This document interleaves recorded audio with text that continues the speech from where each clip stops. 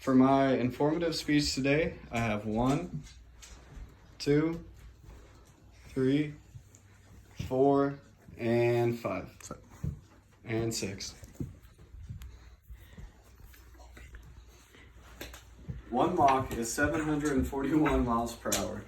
Well, if you think that's fast, in Ryan Benefit's Top 10 Aircraft of the World article, he states that the X-15 currently has the world record at Mach 6.7, or 4,969 miles per hour. So today, obviously, I'm going to be talking about aircraft and how they work and what the jet does, and more specifically the F-15. I've been working on the F-15 fighter jet for 3 years now as an aircraft mechanic. And during that time, I've learned a lot about the systems and how the jet works and how they all tie in together and how intricate and easy it all is. And I'll be talking about 3 things. The first one's going to be lift and how the jet gets up in the air and stays in the air. And then the second is going to be propulsion, how the engines work and how it stays in the air again. And the third is going to be flight controls and how the jet maneuvers throughout the air.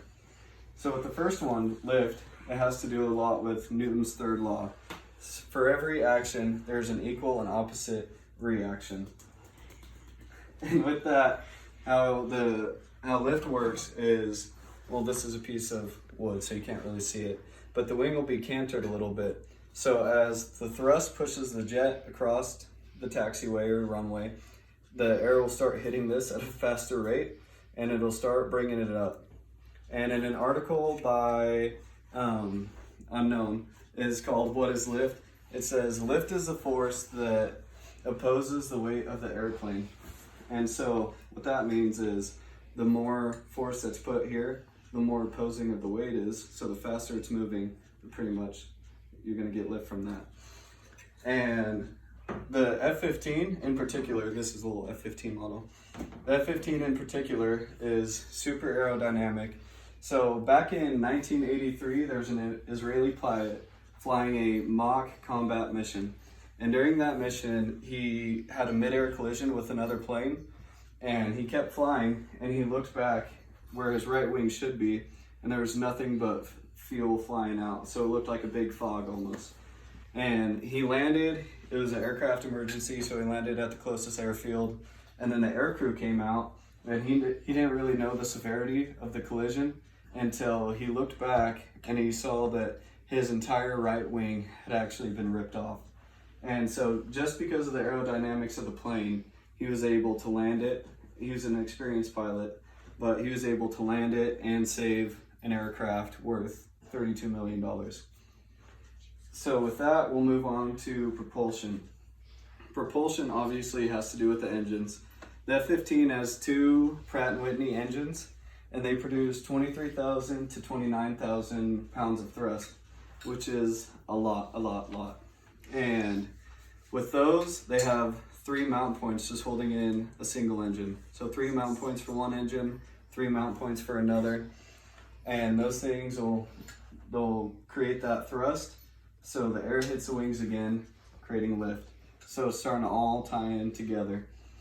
And when it's doing that, the way that a jet engine works is there's a suction, an explosion, and a bang going out the back. So it'll suck in the air, it'll compress the air, mix it with fuel, and then explode it, and that creates the thrust coming out the back. And lastly, we'll be moving on to our flight controls part of the jet.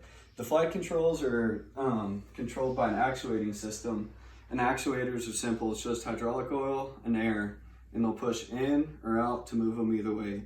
In Commercial Aircraft Hydraulic Systems by Shapung Wang, the actuating systems is key element in the flight control system because they control how the flight control moves.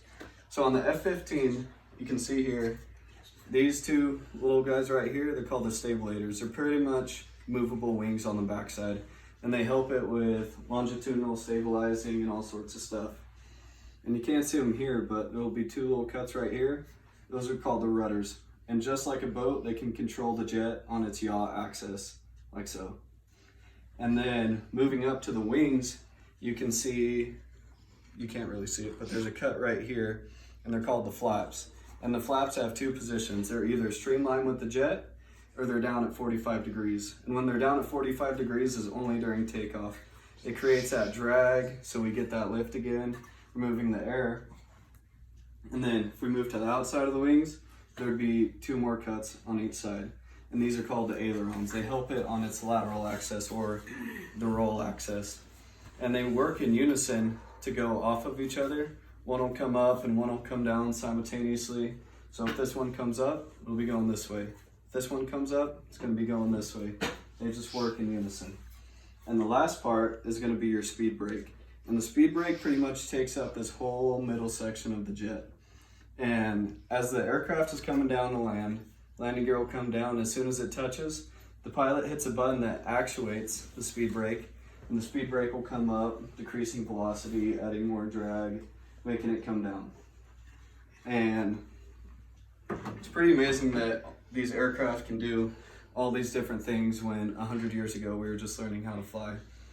And with that, that's going to be the end of my speech, but with all this coming in and tying together and people's ingenuity, we have the advanced aircraft we see today. Thank you. Good job.